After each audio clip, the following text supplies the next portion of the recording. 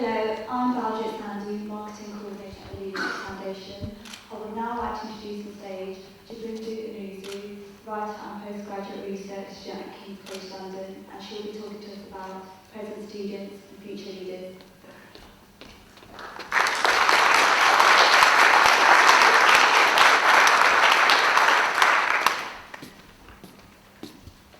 Hello, good. Well, my voice is very loud.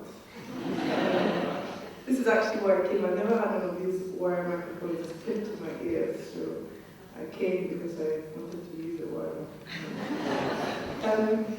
So yes, I'm that person, writer and postgraduate research student at King's College London. And this is my talk. Present students, future leaders. On the left is Kwame Nkrumah, the first president of Ghana, as a student, and on the right is Kwame Nkrumah as the president of Ghana. So I'm doing my PhD on an organization called West African Students Union, which was a students' union in England from 1925 to around 1966. And there were also students from Nigeria, from Ghana, and because this was the time when the decolonization process was happening, the British government kind of just assumed that these young African students were going to take over from them. So that's a picture of the WASU. So yeah, the British government assumed the educated elite would be their successors, and they weren't always thrilled about this because they felt that educated Africans were not really real Africans. So once they became educated, they in a way stopped being African. And they felt the only response to this was so they weren't always thrilled about this, but the response to this was to be very real politic about it. I think these are going to be the future leaders of Africa. We have to train them, we have to interact with them, and we have to make sure that they feel comfortable. So in this period, you find that the British government becomes very interested, the Foreign Office in particular, becomes very interested in student housing, in how foreign students are being treated, in their interaction with British people, because they want them to go back home, become future leaders, and still have an affiliation and an affection for England. So, eventually, the British government, in the research that they're doing, they grew tired of this approach. And they stopped. So they stopped trying to indoctrinate students, and a lot of foreign students still come in till today.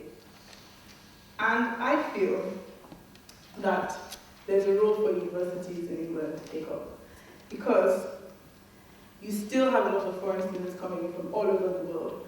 Foreign students that are going to possibly be, again, future leaders in their countries. I'm a foreign student, for example. I'm not saying I'm going to be a future leader, but you still have a lot of foreign students coming in. And yeah, there's not, in a sense, an indoctrination. There's not a state program for these students to have a certain view of leadership or to have certain ideas. And I think this is a good thing, because these students that were coming in, they didn't want them to be communist. That was a very big thing in the Cold War. But future leaders are still passing through the education system, and leadership training is largely left to student groups. So when I was in university, on my undergraduate, I was at King's College, but I found that in a lot of the London universities, there were Afro-Caribbean societies, and there were a lot of other societies, and this was where African leadership was discussed. But there was no university, there was no official university response to the fact that they had a lot of bright young Africans that were passing through, and bright young Indians and bright young Chinese students as well, from all over the developing world.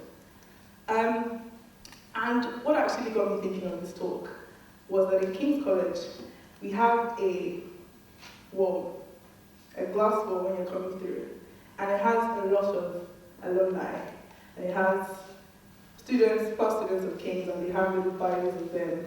And one of our alumni is the Archbishop Desmond Tutu. We're very proud of him. As you're walking into our Strand campus, he's one of the first faces you see.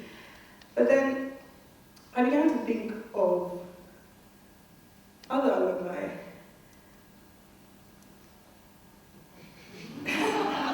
That's Asa. Bashar al-Assad. He's also an alumni of Western Eye Hospital. And it's funny, I looked this up on Wikipedia, and this eye hospital was founded about 1856, and the only notable alumni that Wikipedia could find for this university was the current president of Syria. And I found that interesting in that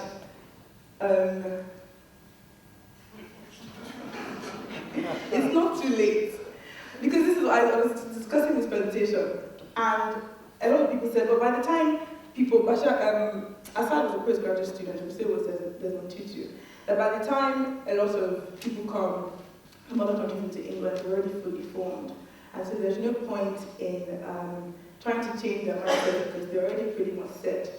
But I disagree. I feel, I listened to Desmond Tutu talk about his time at King's, and one of the things he said is that it was a very affirming time for him, that it showed him a world where, you know, black and white people could relate as equals. And I think it's about time that universities became intentional about developing the next generation of leaders, because everyone wants alumni to be proud of. So King's College, where I'm from, not to overplug King's, but I was very impressed. So they have an African Leadership Center. It was established in Kenya in 2010. It's a joint initiative between King's College and the University of Nairobi, and its aim is to train and mentor young Africans with the potential to lead. So what they do is they actually identify people from very early on who have leadership potential. And this is what I mean about being intentional about developing the leadership capacities that you have passing through your universities. So they have an MSc for leadership and security, leadership and society. And it's not a one-size-fits-all. I'm not saying all universities should have an African Leadership Center or an India Leadership Center. But I think universities need to begin to realize that their students that are passing through their universities are, in many cases, going to have vast opportunities to lead in the countries where they come from. And I think it's time for universities to be intentional about that. So, in conclusion, yes, I think the focus of this